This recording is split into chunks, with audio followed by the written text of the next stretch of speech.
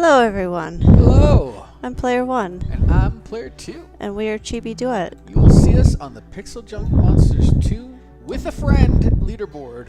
Yeah, we're currently on Tricky, to be clear. Yeah, we are, you'll see us on the #1 spot, I think, across all 63 stages still. Last time we checked. Yeah, I guess it's been like a month or something since I've checked, but, it does take a few minutes, because the leaderboards are really slow. I don't know if you've noticed. Yeah. Like They'll fix that in version 105. Yeah, sure. They'll fix the weekly stage. So we're here every week to take on the weekly stage, talk about PixelJunk Monsters 2 and other stuff. Looks like we've already been here, Player 1. Oh, this is Carsdale Highlands 1 with the big, like, over the canyon. Yeah. Yeah. Building a bunch of arrows and anti-air over on the left is going to be necessary. If it's Yeah. like the stage. Oh, what are you wearing? Oh, I think Oh, it's like a traditional... I am wearing your stuff. Oh. It's like I'm trying to be a lot like Player 1 this week. That looks pretty cool, actually. We're matching. It's a good pink. It kind of looks like it looks like I'm wearing what you're wearing, but I'm also stealing something. Mine isn't like I got a baguette in there. Mine isn't pink. It's rose gold. What's that? Mine isn't pink. It's rose gold. Fair enough. Right. Yeah, also, you have a nice design on yours. Yeah, I like mine. You know, yours is a little like a plastic sled. You know what like I'm saying? just trying to be Player 1. You look like the cheap knockoff version of mine. That's exactly right. That's exactly. You're wearing like real leather, and I'm wearing pleather. Let's do this. We're gonna take on Carsdale Highlands 1 in the weekly stage. It looks like July Trial 1. Now the weekly stage is random. Some stages are identical to the stages in the game, but Carsdale Highlands 1 does sometimes offer... I mean, is that always... I can't remember the last time it did. Carsdale Highlands 1 is always pretty difficult as far as I'm concerned. Well, like... But if guys are coming from the left, I think it'll be like wave 8 or something. Like, we'll have time. Yeah. I think. It'll be a little easier with 2 people. Yeah. If you're doing this on your own, oh, good luck. Then you just buy more stuff. What's coming? Okay. I'm just gonna build a cannon there. I guess. And then... Oh, I'm going around. I'm going the long way. Okay. And then I guess we need to build some arrows.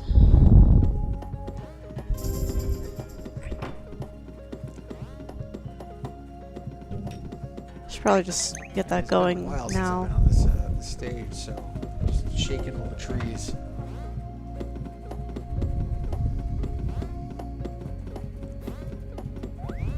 There we go. That's 3.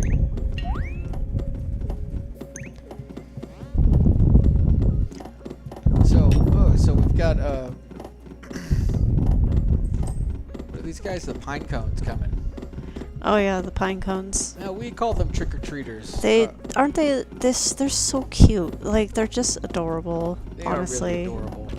Like, their little round bodies and their little wobbles are so cute. I think that's something that's added from PixelJunk Monsters 2 from PixelJunk Monsters 1. I don't want to pretend like PixelJunk Monsters 1 is like the best game ever. Although it's very good. It's very difficult, but like, they make the best of a very small space. Like, every level design is kind of interesting. Whereas these are interesting, but they get kind of like caught up on the fact that they're way too big.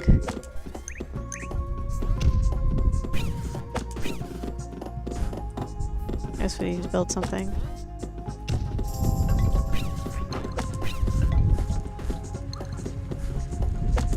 Now what Player 1 is doing is tower stuffing, which is the way to win this game. Yeah. I think, you know, we did not tower stuff on any of our #1 plays. So our number one like with a friend plays. Oh yeah, or co-op So- plays. Rubbish. Like you learned to tower stuff while you were doing what was it? Twinkling Snowfields 2. Yeah, Twinkling Snowfields too. So, and that was like, I don't know, like how many in? Like 4, 5, 6? Yeah. Yeah, but also like all of our with a friend plays. Oh yeah, We and don't of have course any. all of our with a friend plays. Yeah, of course. So those, yeah. I mean, if you were doing with a friend and your tower stuff. Oh yeah, you could even ignore could. the notes because I think you'll just beat the hell out of us. Oh yeah, like ignore everything I wrote. No, just change the strategy. I mean, follow what we do. It's just it seems obvious that you should be getting more towers within the space than we show in the co-op videos. Yeah. So Just just optimize on that, and you'll easily, like, handily beat us. We're begging. no, with the tower stuff, the towers do cost more. They like every tower you stuff is 30 coins. Yeah, so you have to build like a intermediary tree. Like, I don't know if you've noticed, but you have to like build a tree to take out some trees, and then, or cactuses as it is here. Take out the cactus and the surrounding one so that you can isolate the one that you want to build on. So you do have to build and then dismantle a tower to do that. And that is a 30-point penalty if you are building I think it's a cannon or an arrow. Yeah, we default to building arrows for these temporary towers, but sometimes I've used a cannon as a temporary tower effectively. I've never used anti-air as a temporary tower because they take forever to build and you lose 40 coins yeah, in the equation. and arrows are are the single fastest tower to build, I think. They only take like 5 seconds, I think. And everything else takes a little bit longer than that, or they take actually like full 20 seconds or something. I don't know. I've never timed the longest tower. What do you think probably the Hive is the longest tower. Oh, Hive and Lightning. Oh, the Lightning, yeah, It Lightning. takes forever for a Lightning to get up. I'm gonna build some towers over on the left. Oh yeah, we absolutely should do that. Yeah. All right, let's see. I'll build something over here tower too. Stuffed over here ever, I don't think. Okay, so I'm gonna lose one of those towers either way. So, he's basically just like trying out different combinations to isolate the different cactuses, cacti. I don't know what you say. I don't want to trigger anyone.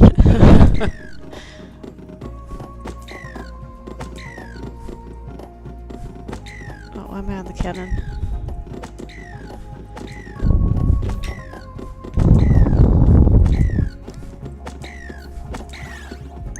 Really should have been up there sooner, collecting coins. Doesn't really matter. It's a weekly stage. So, yes, what player one is pointing out is that the wave clear bonus is really important. The wave clear bonus is based on the number of coins you have actually collected, so you can't just like leave coins on the field when the wave finishes. You only get interest on the amount that's actually in your like bottom left corner. There's some times where, time efficiency is more important than the wave clear bonus, but for the most part, that's the exception. Really you want to collect coins. Yeah, so the wave. yeah, the idea is to leave like as late as possible, but as soon as necessary to collect all the coins like that. Great timing. Oh, Yeah. goodness. Wow. See, player one's timing on that was really fantastic. Yeah, I collected most of the... So the idea is kind of like collect all of the coins before the very last guy, like the very last monster dies. Now, when you've watched us play, you may notice that player 1 does almost all of the coin collection. I think early on it was established that it was good for me to sit still and player 1 collect the coins. And that's still the case. Player 1 is just much better at this than I am. I didn't leave early enough. I mean, the timing. I tend to just jump right off the tower as soon as a coin falls to the ground and chase after it. I'm a little more... You're judicious. Zen about it, yeah. I let the coins come to me, kind of. I mean, not... I'm not performing.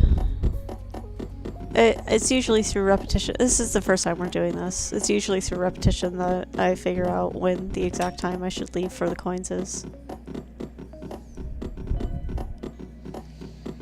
Usually the version of the play that you see on YouTube has been done like 100 times before. Like, that's just the single most perfect version of that play. The one where none of the chibis die. No. And we get the high score.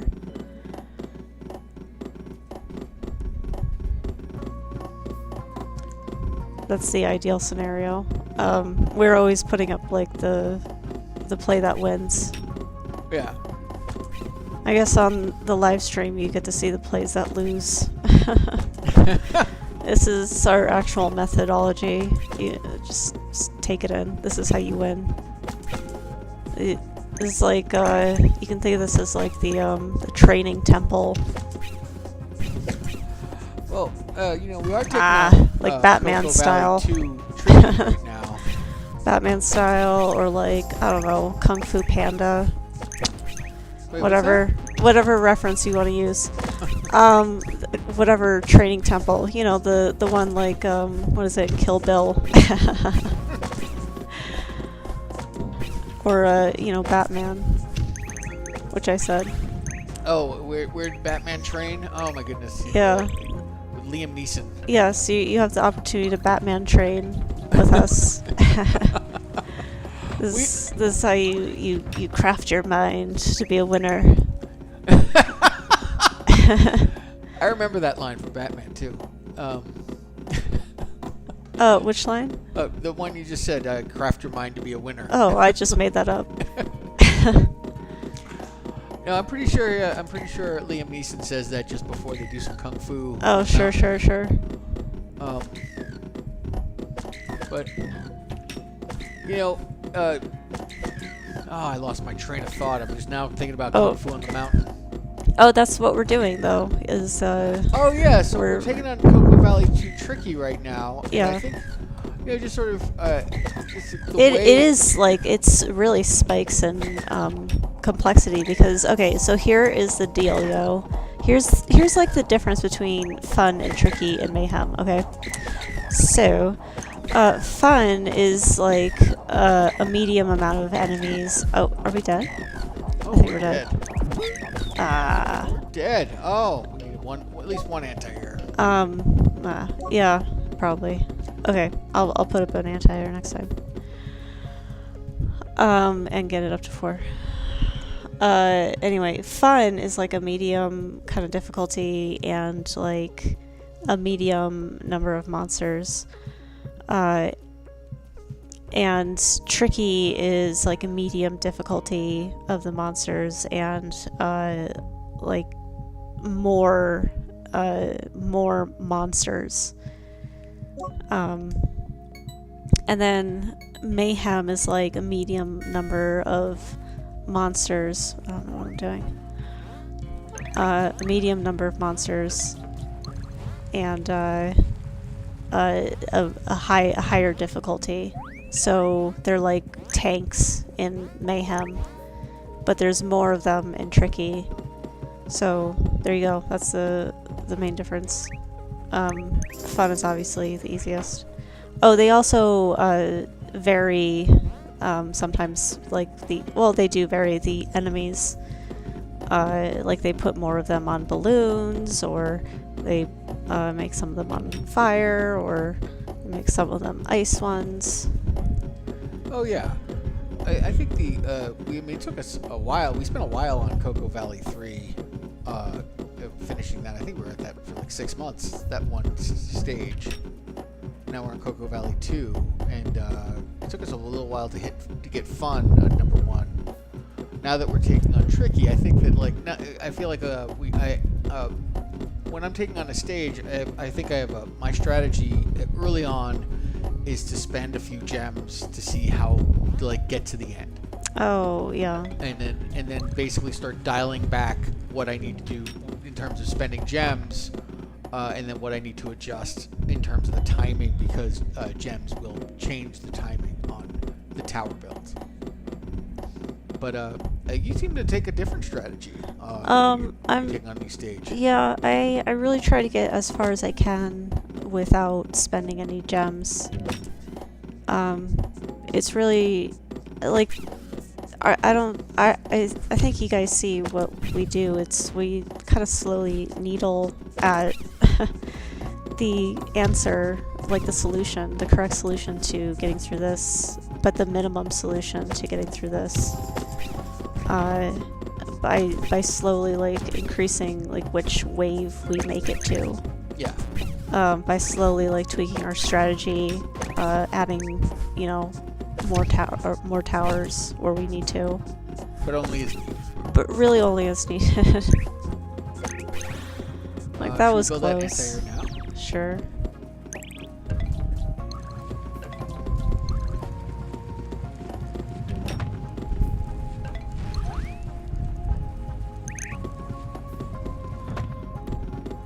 So the anti-air definitely takes a little longer to build, maybe 10 seconds? Yeah.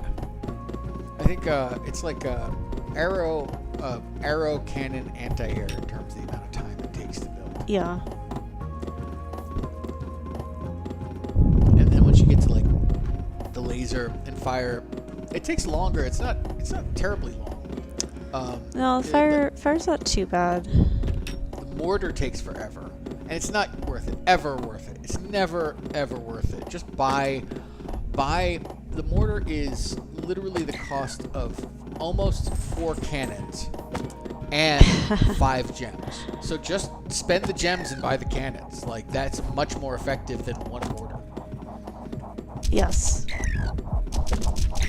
Cannons and mortars. Are mortars the ones that only go 3 rounds? No, that's the missile defense. Missile defense. And those are terrible too. Oh, we don't need any more guns. Yeah. Obviously there's a few towers you'll never see us use. One of them also being the hive, which I know we simply aren't using effectively. If I had to use a hive on this one, we would build it on that island up there. I don't think there are any. I mean, we because might not have encountered it yet, but I don't think there's any stages where the hive is necessary. It might be. Maybe I'm just speculating that maybe we're doing this one on some levels with one hand tied behind our back. We are it might actually be easier if we fully understood the possibilities of the hive. Come with me on this mental journey. I'm with you on this. Okay, I'm following you here. Where if we just simply don't understand the nature of the hive well enough to dismiss it. Yeah, it was honestly revelation about how to effectively use the mana. It was because we couldn't beat Paklu Forest 1 no matter what we did. We were always so short. And I thought, what could possibly be going wrong? How could we possibly get more gems? And that's when it occurred to me about what the mana does. But it was pure revelation.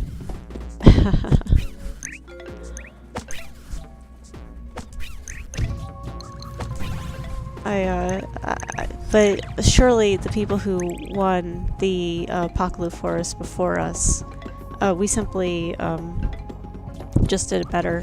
Which is interesting because you could probably tower stuff on that one for sure. Oh yeah, if somebody went tower stuffing on Pokalu Forest 1 and built the mana field, Yeah. That they would definitely crush the score that we have. Yeah, do it. I mean the mana field, although I mean I think it was a revelation. Player 1 figured that one out, that we needed a mana, because we were really scratching our heads on that because it was like 300 or 400 points, and we were playing just like perfect all the way through all five waves on Pokalu Forest 1. And we truly never even used the mana tower ever. But we, I mean, when we first started playing, we played horrendously. Oh yeah, that was on me. Building by the front. Oh, we would just build like 3 Teslas, and then not like work any of them up. Like we just leave them at 1. Like we build at the entrance, like build everywhere, like it was Kill the boss immediately. Oh, kill the boss like so fast, like Intentionally. And then at some point we realized that our strategy was totally backwards. There was a day that player 1, I think you were playing solo, and you built an arrow up to 5, and just and then then after that everything started clicking. Like once we realized level 5 arrows were super powerful and had great range, we almost immediately stopped building specials. I think it was that we figured out that we had to maximize coins and gems. And that was the real birthplace of our strategy, because if you figure that you need to maximize the number of kept coins and kept gems, so you can't spend gems, and it's discouraged to spend coins, that automatically changes your strategy to building basically the regulars, as they're called, the non-magic towers, and in fact the cheapest towers to build. Yeah, the arrow, cannon, and anti-air are the cheapest. And really pretty powerful. Like, not like a lightning is definitely like a really powerful tower. The Tesla is great against ice enemies. If you have a lot of ice enemies coming, the Tesla might be, and especially ice spiders, the Tesla might be up your alley. The fire also, for the same reason, especially if you've ice giants. Playing solo, sometimes you have to build specials, like oh yeah, like Blue Forest to fun required fire. Do you mean Cocoa Valley? Excuse me, Cocoa Yeah, Valley. Cocoa Valley to fun. Yeah, there's no way to get through it without a fire. So really, it's getting the top score is about like overcoming kind of like that deficit that you run up by building a special, because they do cost gems. That's like the real thing. Like you really can't spend gems at all, because it's about how many gems you have in your inventory at the end that determines your score. So you really need to be judicious about which about what you're going to spend gems on, if you're going to spend gems at all. Now, on the flip side, so I'm always thinking about this in terms of, well, I normally think about this. I don't always think about this. Let me just rephrase. I normally think about this in terms of, how PixelJunk Monsters 1 treats gems, where it is a better treatment of gems. Because you spend like 10 gems on a Tesla, and then you can build Teslas all day long. That is a lot of guys coming. I'm building this up to 5. I'm gonna come help. But I mean, if gems don't cost you anything in PixelJunk Monsters 1, then you have pretty strong incentives to spend gems. Well, you kind of have to, because quite frankly, the game is harder. Like, this game is a lot easier, especially with 2 people. You're still scrambling with 2 people in PixelJunk Monsters 1. Oh yeah, but like you build like so many more towers, and it works because it works because you have the entire map on the screen, and you're not like you don't have these camera issues like you do in this game. Yeah.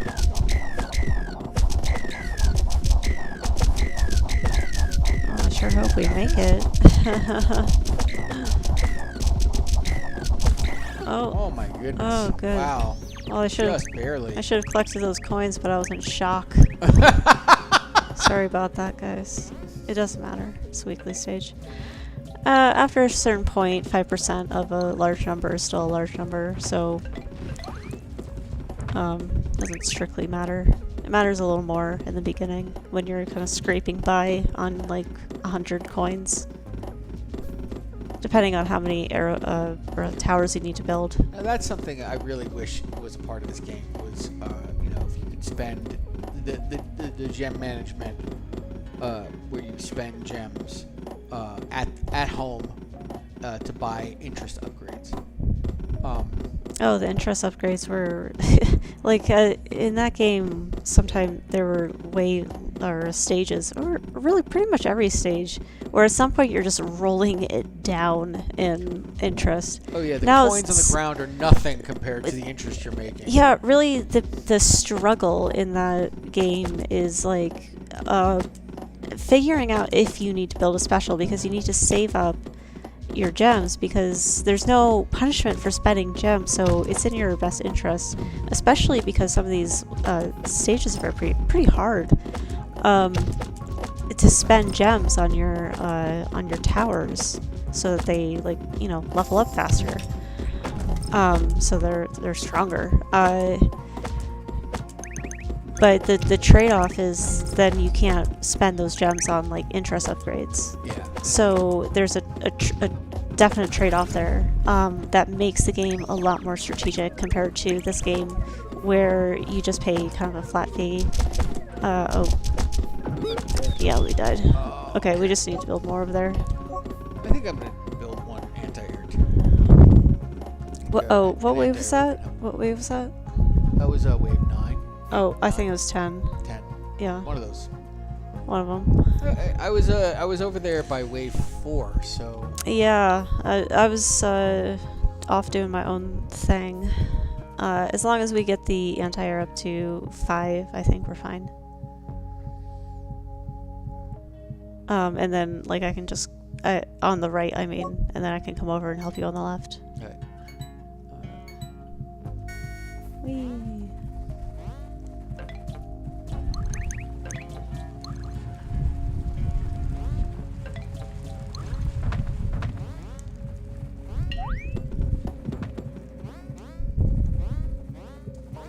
I'm getting these coins over here. Thank you.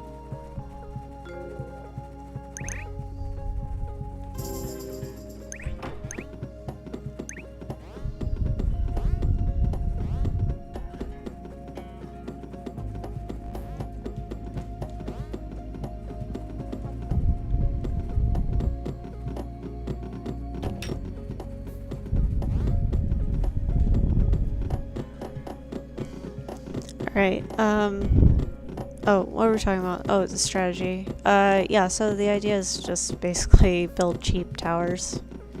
Because they're pretty powerful. You want to build cheap towers and then, like, dance on them until they are powerful, like, which is pretty much like level 5 or level 4 for the anti-air. Which is one of the reasons why tower stuffing is really, really helpful, because you can stuff a bunch of towers in a closer space. So that you're not running across the board, because running time between the towers and collecting coins is time that you're not magic dancing on the towers. Yeah, plus you can just build more near the base, which is better for your overall strategy, which is also, there's a twofold strategy: keep the monsters alive as long as possible, or keep the boss alive as long as possible. Yeah. Is really what it comes down to. So you don't want to build your towers near the entrance because you'll just kill the boss right away. And especially, also building by the entrance is not effective when you're playing on tricky or mayhem, because the entrance there's typically more than one entrance, and so you're building a tower that's hitting like a third of the traffic that's coming to you. Yeah, I mean it's a part of the same overall strategy of maximizing gems, because you get more gems. Oof. You get more gems when you dance on the towers longer. So it's in your best interest to build as close to the base as possible, because that's obviously the last point at which the boss will come. So you want to kill him like as late as possible, preferably like as the boss is like about to menace your chibis. Speaking of boss, do you think there's 20 waves this week? No. So the weekly stage is random, but it's typically 15 stages. Excuse me, 15 waves.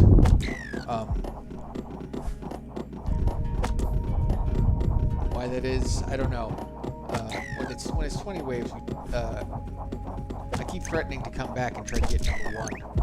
Try to see how if the leaderboard is fully broken, or if it's possible to top those numbers. Like, those numbers are historical in nature. What's coming at us? I think you're good over here. There's some pine cones, yeah. Get to it. I don't know how to do this properly. I'm trying to isolate the trees. Oh, I think I got it. Nice. There you go. So the idea is kind of just get like one by itself, and then yeah, like unbuild, and then dismantle that one too, and then try to figure out like which cactus or cactusi you need to. There you go. Yeah, you need to build on to isolate them. So you can keep going, but I think we're good for now. Yeah. So I'm gonna stop there. But I think we can continue stuffing. Now, at this point, the tower next to me, the cactus next to me, is the next temporary tower, and the cactus above me is where the tree that'll get the cactus that'll get isolated. Yeah. Yeah. The idea is to just like isolate one of them, or as you just did, two of them across the board. That was wave 4, the one with the insane number of sycamores? Maybe.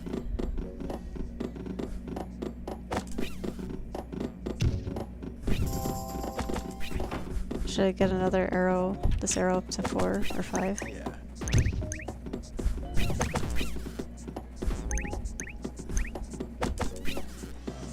You have what it takes. Uh-oh.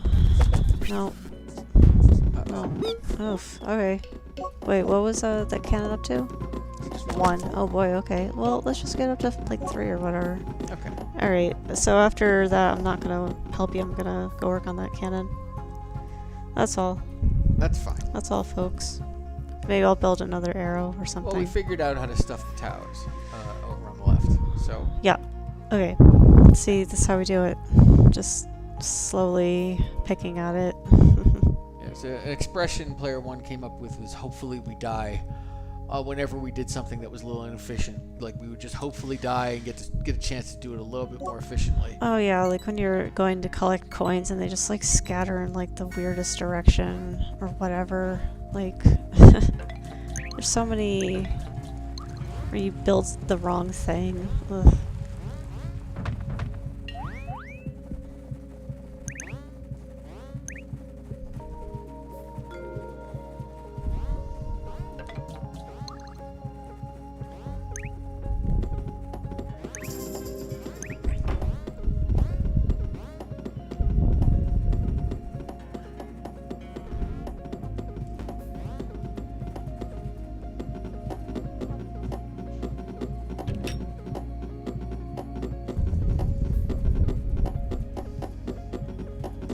think the pacing of this PixelJunk monster, because there were small screens, the pace was much faster. Oh yeah. And that's why you had to build like so many more towers. Like we're getting away with like building 3, but we'd have to build like 6 just to get through wave 1, and then we have to build like 5 more just to get through wave 2. Like it was ridiculous. Like but there was you could spend gems, especially if you could figure out which specials you needed to buy, and you also budgeted for interest upgrades. There was one stage that was super fun. That is a constant flow of monsters. They're not coming in waves. They're just constantly on their way, and that was even with 2 players. I felt like we were really scrambling to keep up with it. Yeah. I remember that one where we had to build a hive, or like we looked up someone who beat it before us on YouTube. That's where I figure like all of you guys come from. You like for some reason or other looked up like the solution to a level. Do I have it right? And happened upon our channel. I mean, thank you for, staying. Yeah, right on.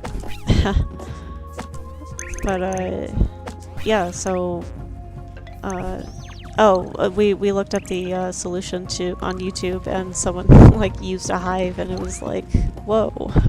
And we tried it, and we won. The hive is much more like apparent how it works in PixelJunk Monsters. Oh yeah, like you can actually see the bees. I think it's. I think I kind of knew that like they followed you around because of how we saw it used, but we only used it really a few times in the first game.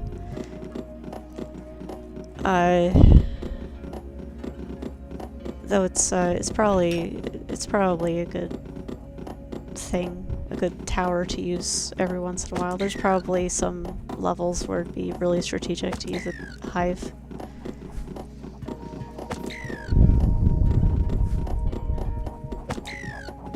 I think there's some stages that definitely require fire.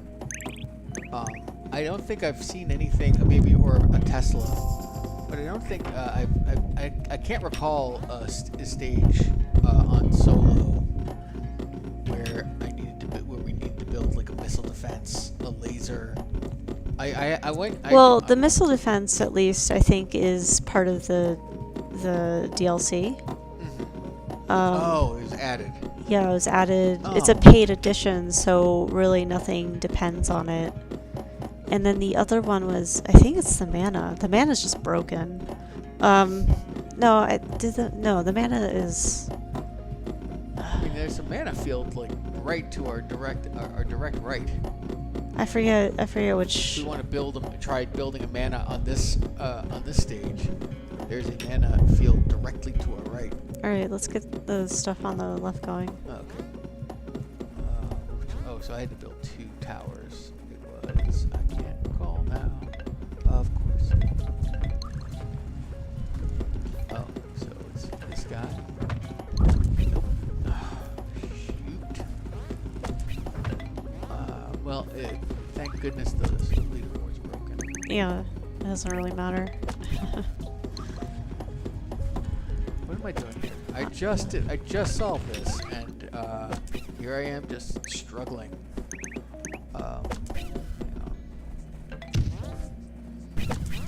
Okay, that. Nope.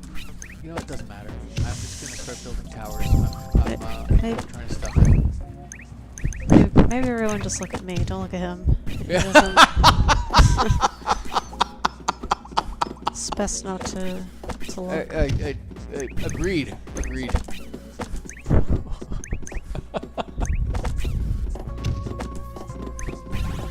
All right, that went different. Alright, so this isn't the wave with tons and tons of sycamores. It should be good.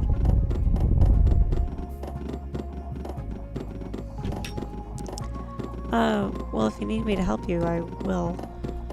If you build another tower. Well, I think me- I think we're good. Whoa, whoa, whoa, whoa, whoa. Whoa, what? What are you doing? I'm building a tower. Oh, okay.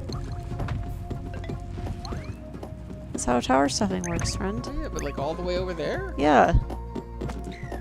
Uh-oh. Our dog's got opinions. Player 3's got thoughts. Player 3 is, looking like she is defending us from intruders or something. Alright, I'm gonna go check to see if there's a cat outside, because Player 3 loves the cat. Alright, he's just gonna dance on that. He's a little distracted to not collect the coins.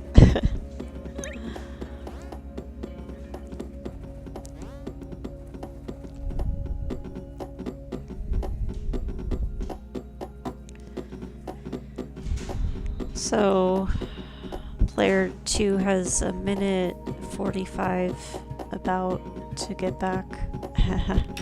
Or a minute 15 rather.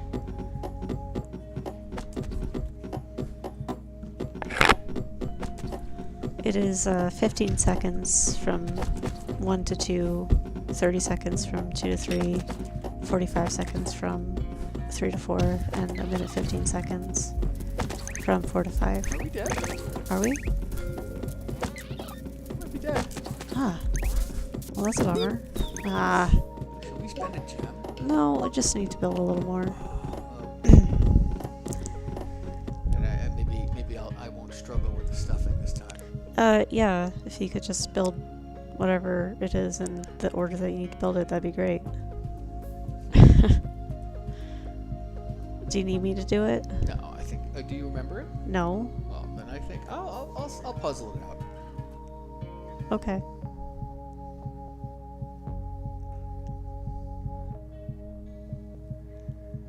I think the one tree I didn't try was the bottom left tree, so starting there, which would make sense. Is yeah. So I don't want to build it right now.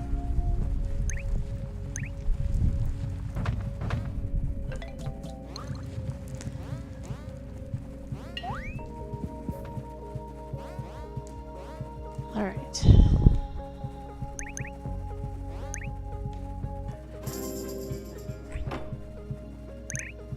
Oh, sorry. All right, so I want to talk about the 1962 dance craze. What dance craze was this? So in 1960, Chubby Checker released The Twist, and it was a hit. But I think they decided to re-release it in 1962. At which point, like, it really blew up, and they made a bunch of like songs that were either like sequels of The Twist or like Twist adjacent, or like had their own names, like the Mashed Potato or the Watusi, or Those versions of the Twist? no, they're not versions of The Twist. Oh, they had their own dance. Yeah, they were their own dance. But it was But it was like one Macarena after another. yeah, it was basically like it's some way to move your arms or your hips or whatever. The number of twists and sequels. Oh is yeah, surprising. so there was mashed potatoes, and then I think it was called It's Mashed Potato Time, and then the sequel is called Gravy for My Mashed Potatoes. Of course. And then of course there's the Twist and Let's Twist Again, and then there's like all the ones that are Also by Chubby Checker. yeah, also by Chubby Checker. Yeah, he also did the Limbo Twist, or Limbo Rock rather. Limbo Rock. Yeah, Limbo Rock, which is the version that we typically play. Like, there's another version that we listen to, and the Chubby Checker one is the one that you want to listen to.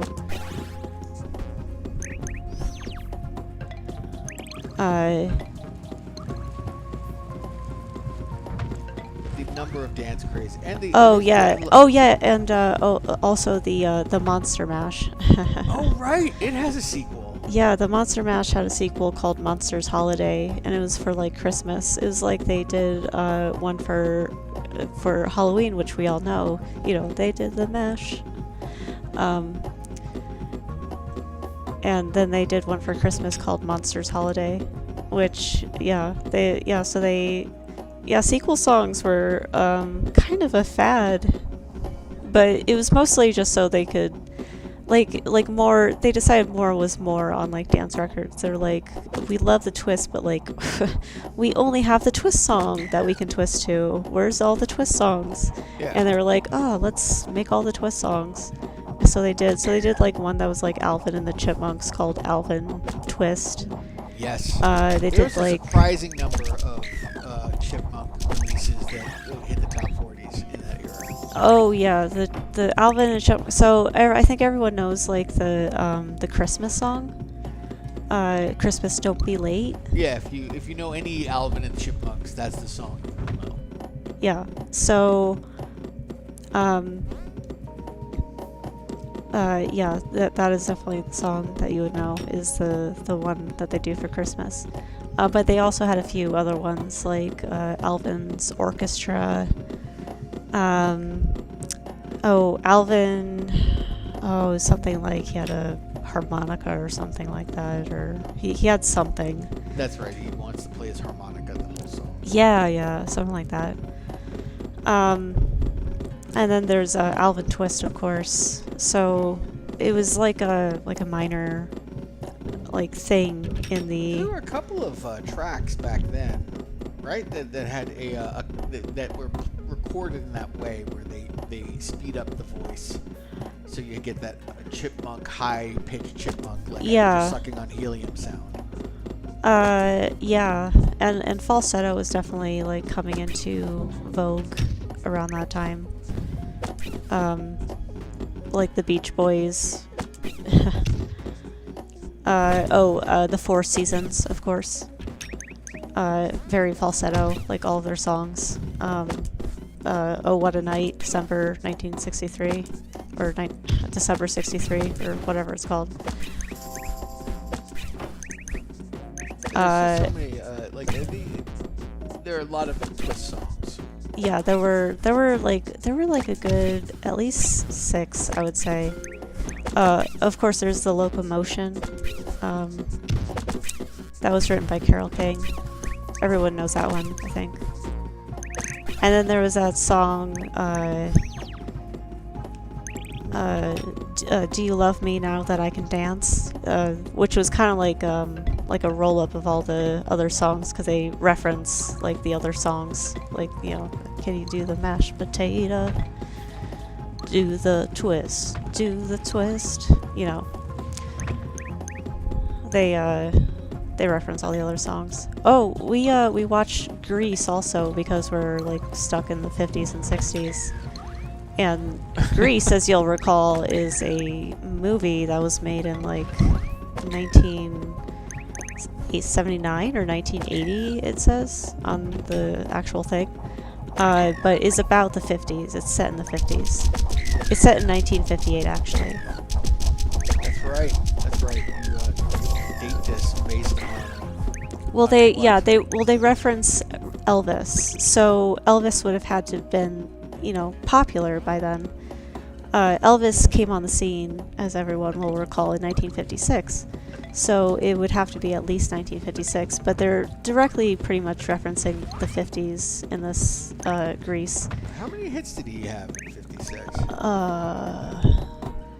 I think you looked up. It was like 4 #1 hits, but I'm sure he had like, you know, 10 that made the top 40. Oh yeah. I think you're right. I think it was 4 #1 hits that year.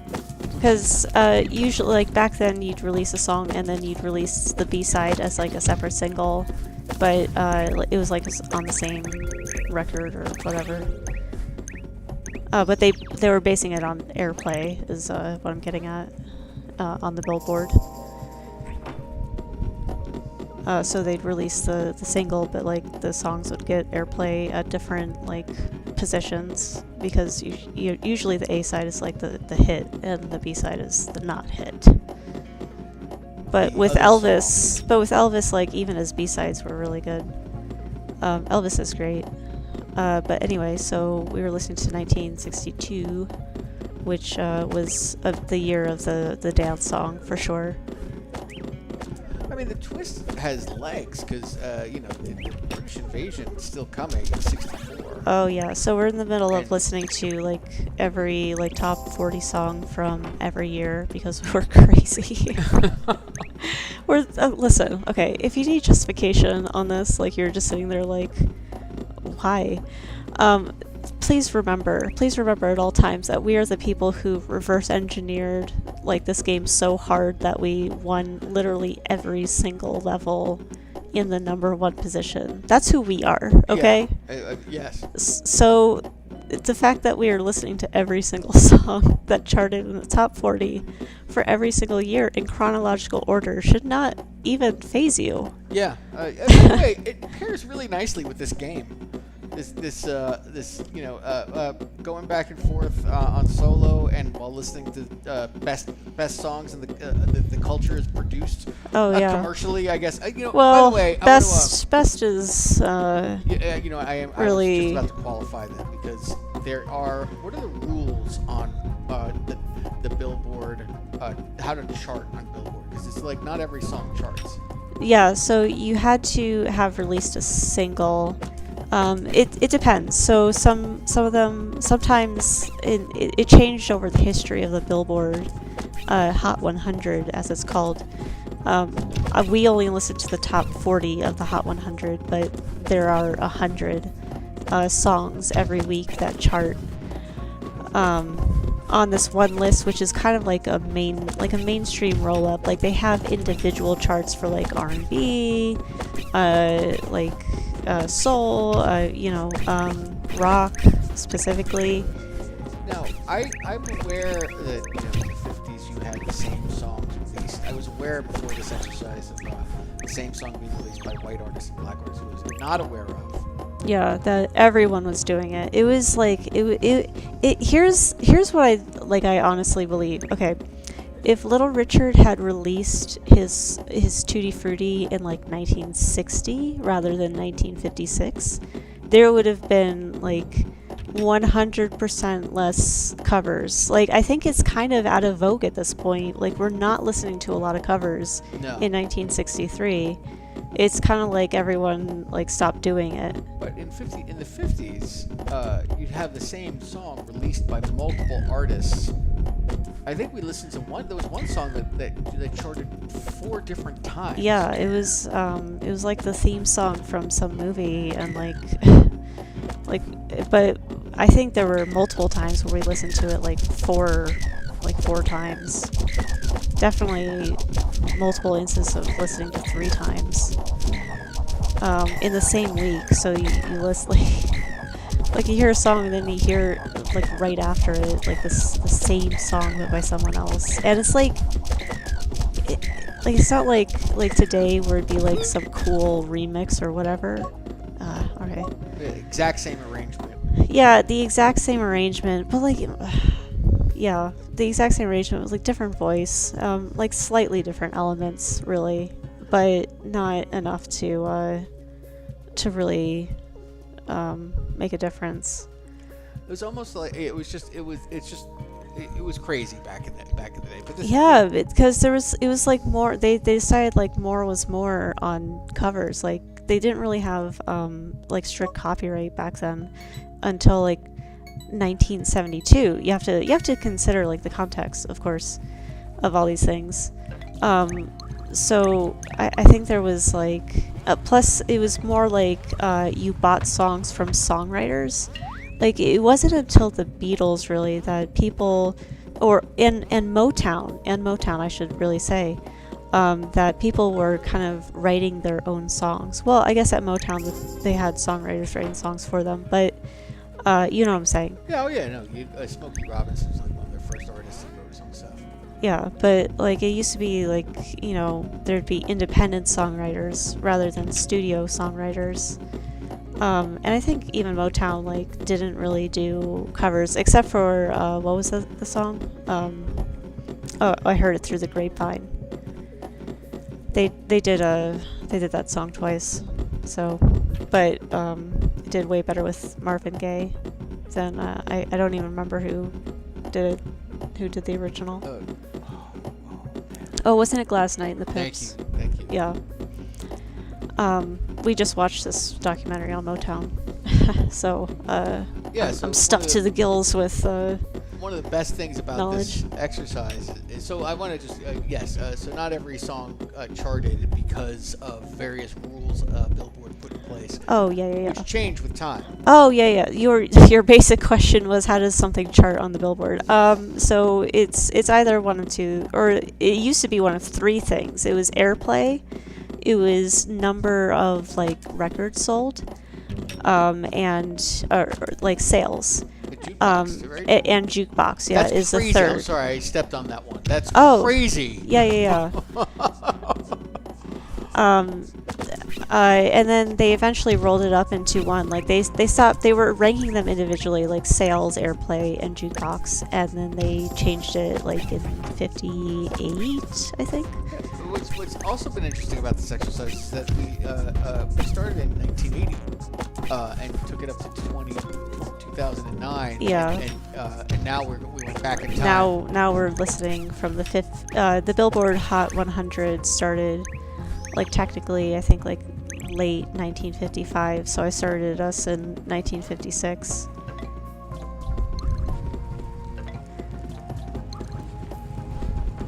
Yeah, so Player One has been orchestrating all of this. If that's not abundantly apparent already, but it's been super. Like this is If you ever wanted to just listen to every song, like it honestly puts a lot of things in context. Like, okay, here's the thing: if you're not into the Beatles, like I totally get it. Believe me, like I was thinking about this just today. It can be hard to get into the Beatles because if you just listen to their stuff from the early years. You just hear like this really basic pop and you're like, what, this is supposed to be the greatest music ever? Like it's confusing because it has almost no relation to their later stuff. So like you're hearing like almost three phases of the Beatles, kind of in this very flattened way and without context. So I think here's the context that a lot of people are missing, and that we really, or I at least, have only stumbled onto by listening to all this music from the 50s, is that it was just pure dreck. It was not good.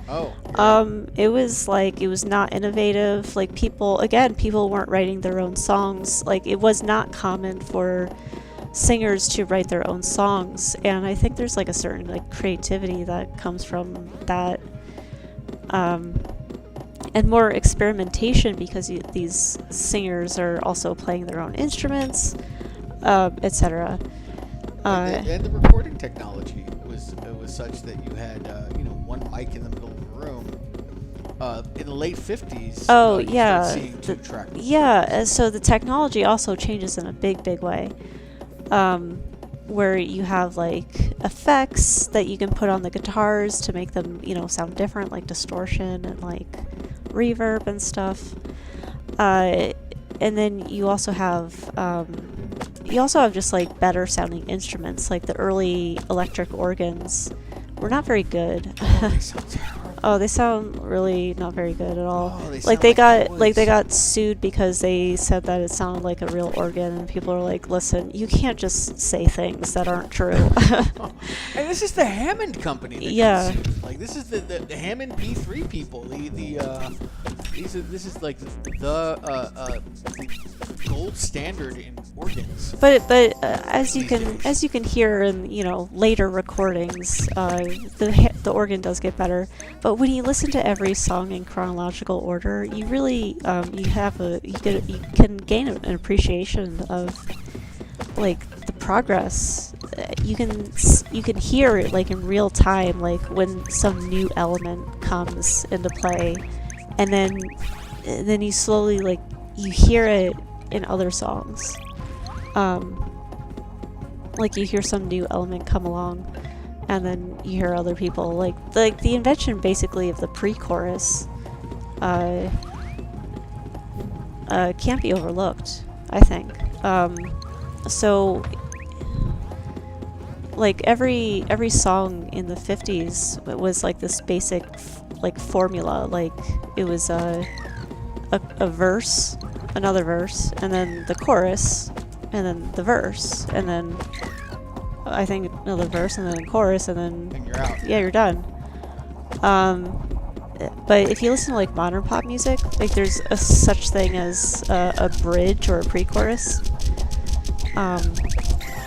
There's a ton of 145 blues in the 50s, like just Yeah. a ton of the same progression.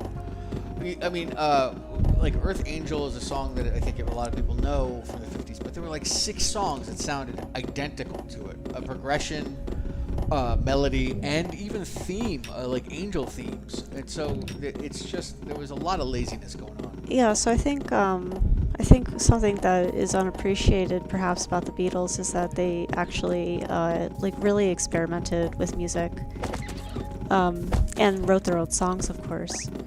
But like they brought in like sitars, and they messed with like the form in a way that no one had really done before. Oh, another thing about the 50s, the theremin chorus. Oh yeah, so Oh my goodness. something that is like unique to the 50s and into the 60s, kind of like how there are 90s songs and like early 90s songs with like sax solos.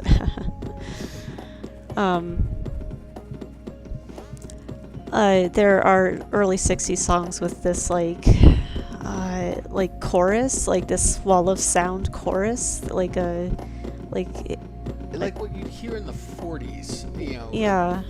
It's kind of like if you listen to like old Christmas carols from the 40s, there's this like chorus of men and women Oh yeah, that are yeah. just going oohs and ahs in the background in a very distinctive way. That I've just because the women are doing super high soprano notes. I just refer to it as the theremin chorus, named Yeah, after the theremin. the theremin instrument, instrument. that sounds like that's played in every old horror movie in front of what is it, the Tesla coil. It's just like you'll see in old like Frankenstein movies, you'll see a Tesla coil, and you'll hear the sound of the theremin. Woo! And that's what these choruses sound like. I saw an old timey movie with a Moog doing the same thing. It wasn't a theremin, it was a Moog. But this was, not that long ago. Not in the, Yeah, 20s. I think the only place you can get a theremin these days is from Moog. I think they're the only people making them these days. Oh, that's cool. Yeah, they've got, I think, a low end and high end unit. But like this instrument is an impossible instrument to play.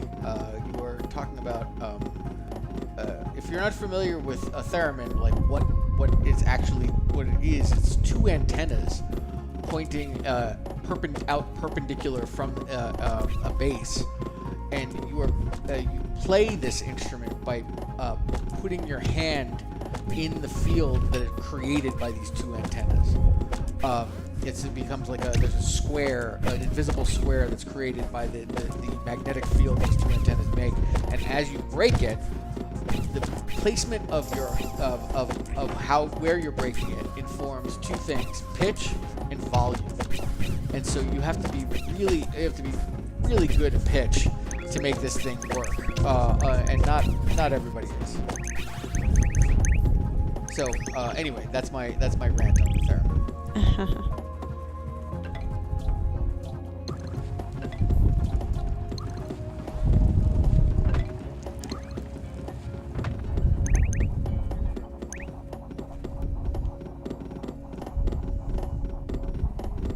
Oh, do we need to get that up to 5? Oh, yeah.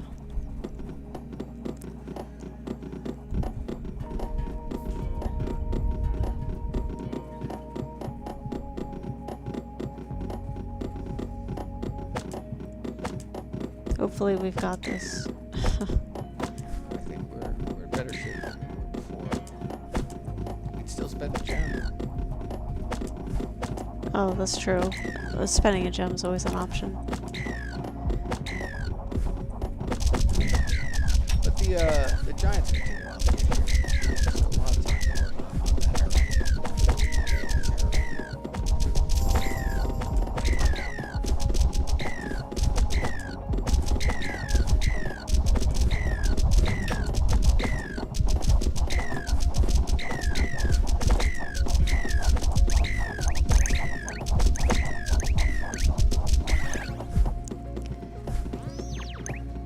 Oh. So head over. Yeah.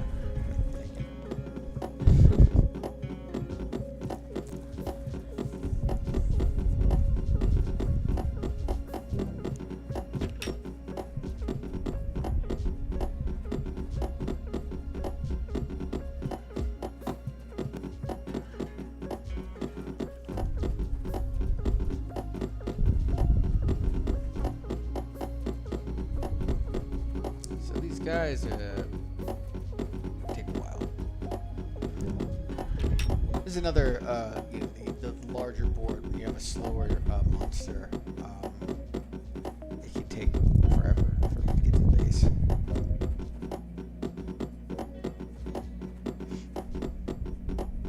But here they come. And we've got level 4 cannon. Should be okay. Oh yeah, should be fine. 3 level 5 arrows on that side.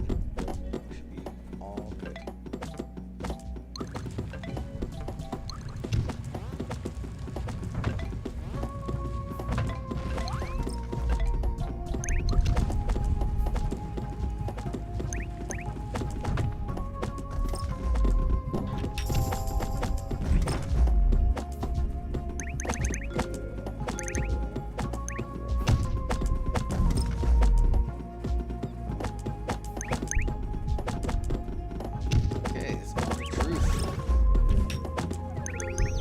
Okay.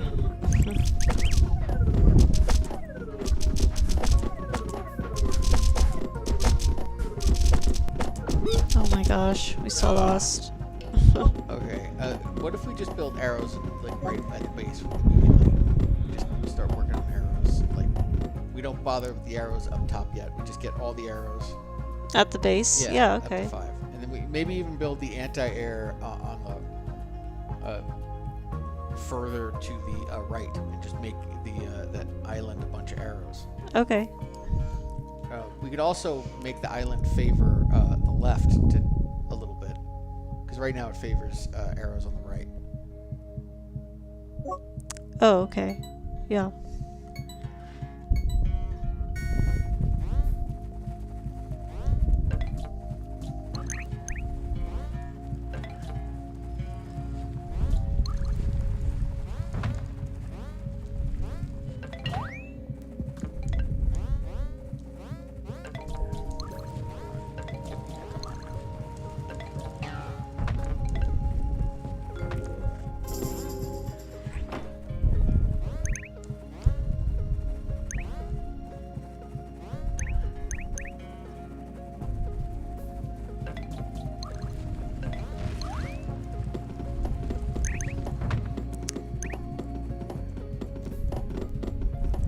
Alright. New try, new us. We got it this time. Oh yeah. What? First try.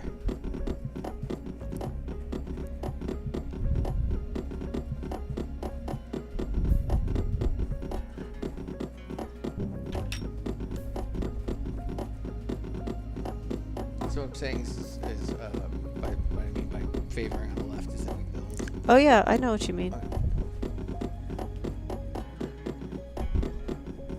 We still have to build this one. This one is not connected to the other ones. It's not connected to the other guys. So it doesn't matter. You can't stuff this particular cactus. Yeah.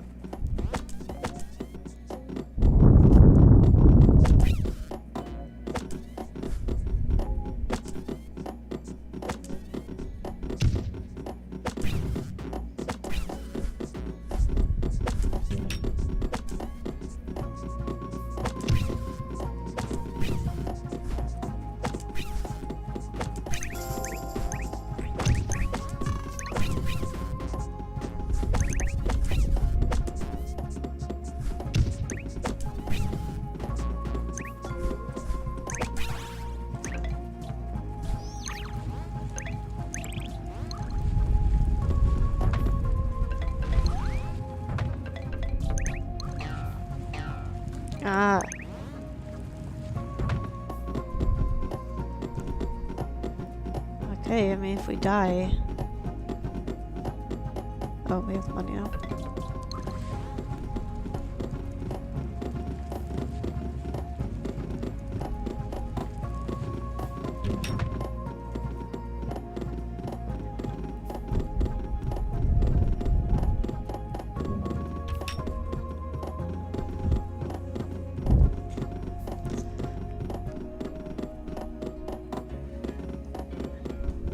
So, the top 40, we're talking about, how many songs get into the top 40? Yeah, so it depends on the year, but generally it's like, we're talking about like 200. It really depends on the decade. So in the 80s it was like 200. In the 90s it was, and the 2000s it was more like 180, 150-ish. It was kind of nice, though they were longer. Like the nice thing, at least about the 50s, is that songs were strictly like less than 3 minutes, and now it's like a song can like just radiate for like 7 minutes and even longer. Oh yeah, the technology just didn't support it. There's so much that's informed by what was available to the artist at the time. Yeah, like we didn't hear effects on pedals until they like invented the pedals, which, you know, they didn't have them in the 50s. Which required the invention of the transistor. Yeah, pretty much. Yeah. Now, the invention of the transistor is one of the reasons why rock and roll took off. No, because of the transistor radio in cars, the portability of the radio. Yeah, you're right.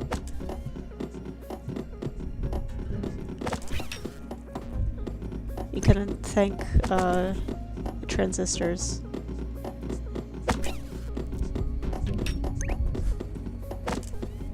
I don't know what I'm doing. I should be doing something useful.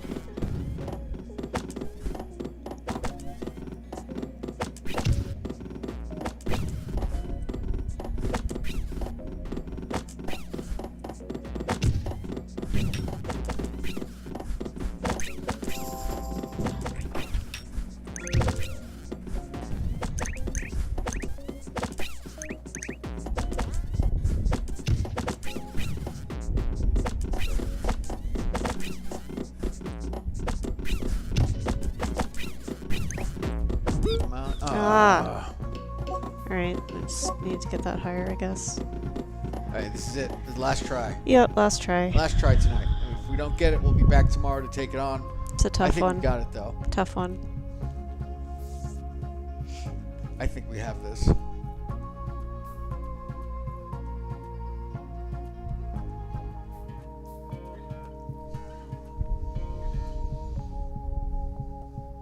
What if we built one of those arrows and then built the anti-air even further to the right? Like, so you have an arrow that's tracking traffic all around that corner there, 'cause, like by the cannon.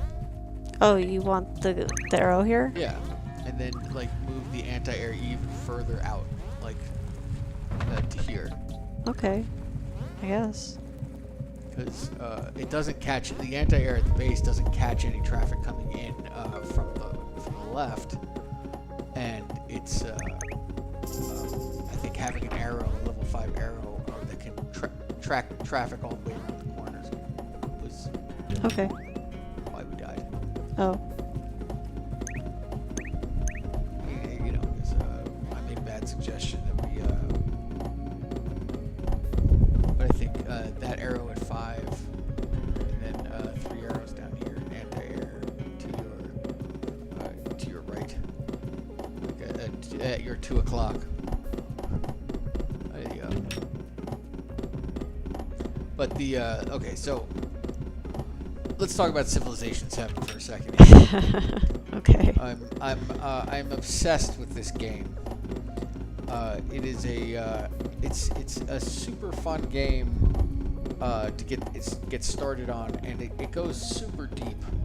I have played this thing for a couple of weeks now, and I'm only beginning to understand it. It's like training a computer on Go. That's how long it's taking me to understand this game.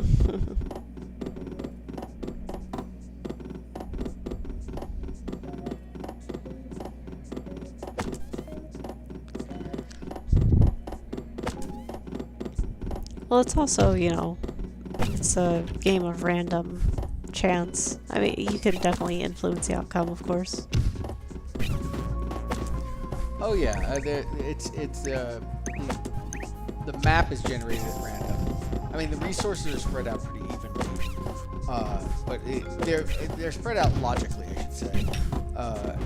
But the map is generated at game start. The opponents, or the AI opponents, are randomly selected. Their cultures are randomly selected, and whatever other attributes are randomly selected. And then of course, like you know, whether your nearby villages are friendly or hostile is also pretty random. So there's a lot of like chance as the game gets set up, but you influence this game pretty heavily, and it's been super fun just trying to figure out how this thing works. Well, whatever's going on, it takes a while to save and load. Yeah. There's that is a long time. It takes forever for it to load the game and then save the game. And if it freezes, it takes a while. It freezes quite a bit, and it completely shuts down. We have PlayStation 4. The whole thing gets borked. Yeah, maybe it's just we're on PlayStation 4 and they don't really support it or care. If we played it on the 5, it would be like fine. Incredibly fast. Oh, Civilization 7's enough of a reason for me to get a PS5. So sign me up.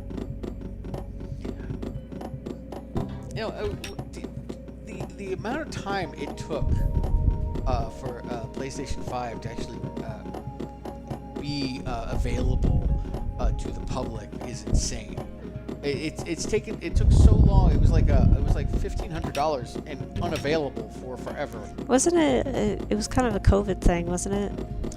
Was it oh, well, I think early COVID, you saw a lot of like game systems bought as a spike, but like the PS5 was. It was like you couldn't buy them for a while. That's right. They were really hard to buy. Like they would announce like lotteries to, you know, buy PS5s,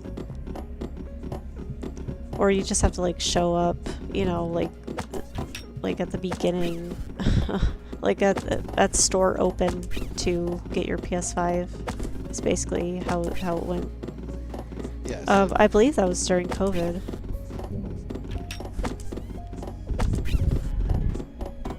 And probably a little before too, of course.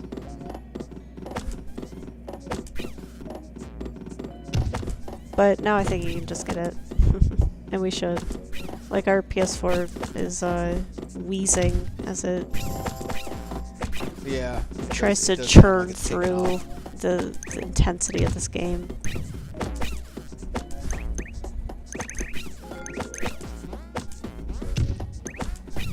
I think I was supposed to have this higher by now. Oh boy. Oh boy, indeed. Oh, it worked. Wow. Oh my gosh. Oh boy, I don't have this up for. We're doomed. What have I done? And I haven't done anything you said. I'm not helping you with the arrows down there.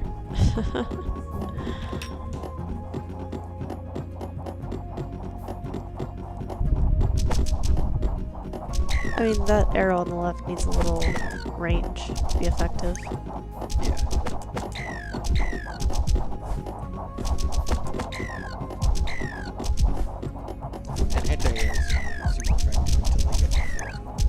Yeah, that's when they just shoot continuously, which is nice.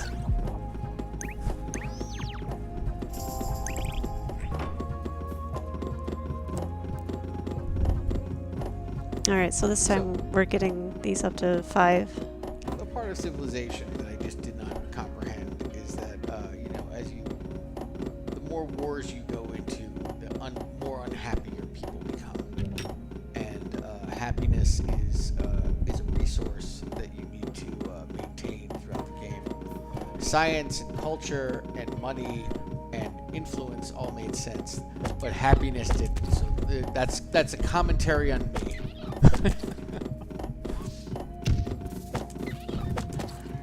No, but it was just the thing that was really, it was just it's a challenging, it's just like it's balancing a lot of different priorities, while also, because it's me, I am trying desperately to get all 4 victory conditions in the modern age, in order to call it successful.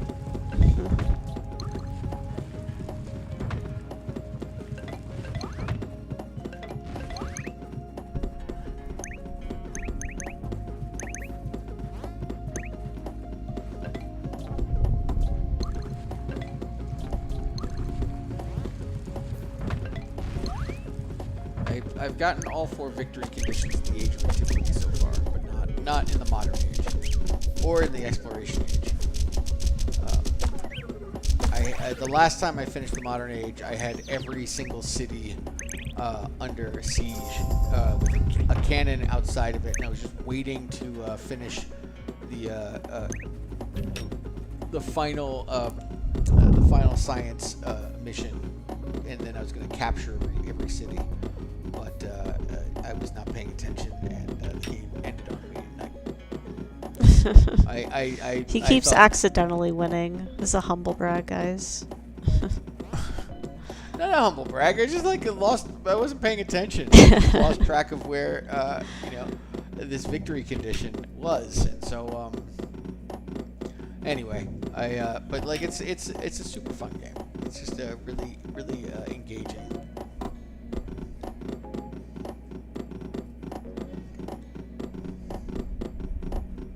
I thought it would be right up your alley. Yeah, I mean, you know me well.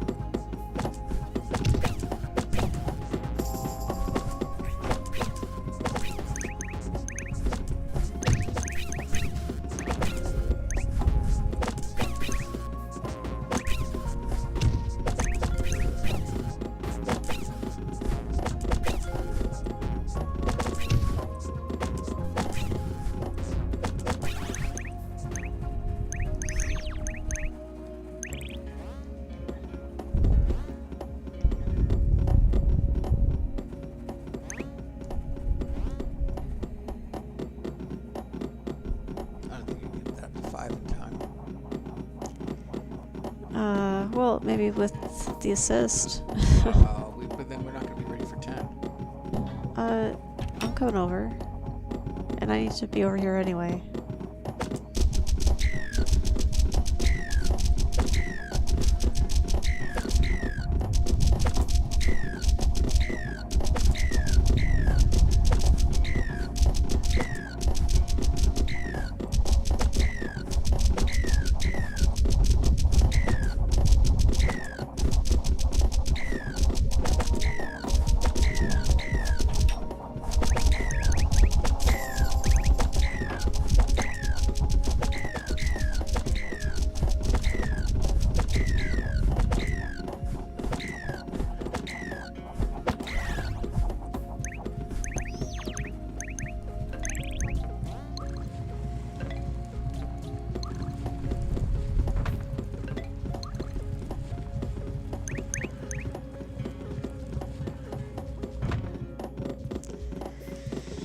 Oof. Oof, oof, oof.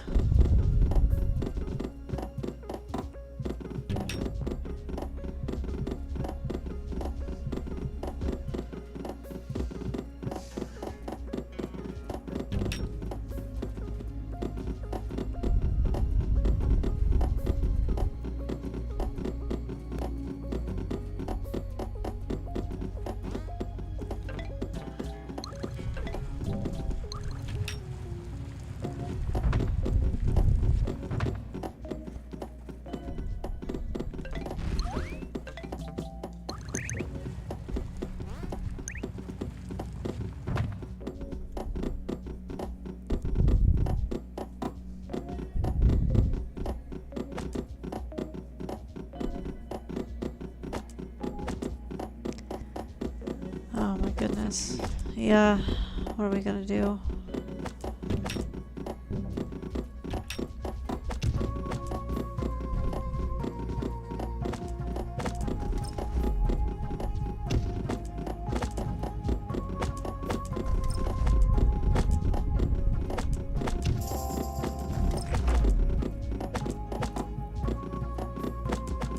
This part where I don't get the coins because it's really kind of important that I get this to 4 right now. Yeah, we're not gonna get that to 4 yet. Right, Oh, let's you're go. 3 already. Oh, I thought you were 2. Ah! Alright, that was the last one. Okay, we'll be back tomorrow to take this thing on. Oof. Alright. Sorry. Tough week this week. Yeah, tough one. My goodness.